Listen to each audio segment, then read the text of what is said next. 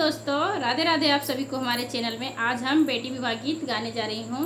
Like, subscribe and share जरूर करिएगा और कैसा लगेगा कमेंट में बताइएगा।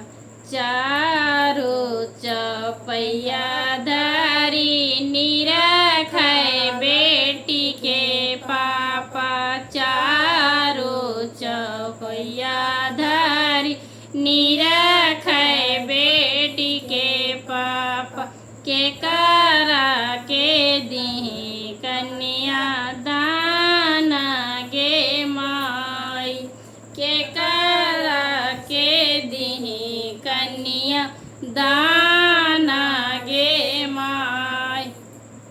मड़वा भीतरिया सैनी बोलन कावन दुल्हा, मड़वा भीतरिया सैनु बोलन कौन दुल्हा, हमारा के दी कन्या दाना गे माई।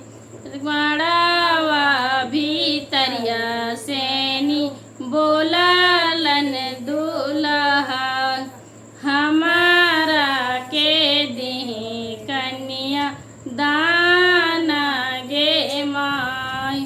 कापेल दहिया कापेल छतिया, कापेल दहिया कापेल छतिया, कापेल कुला परिवार, कापेल कुला परिवार। कैसे के दी कन्या दान, कैसे के दी कन्या दान।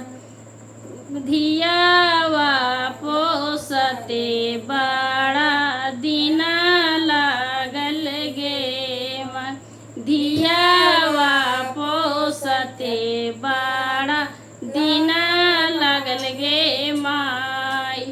दाना करने दोए मिनट लगल गे माई, दाना करने दोए मिनट लगल गे माई।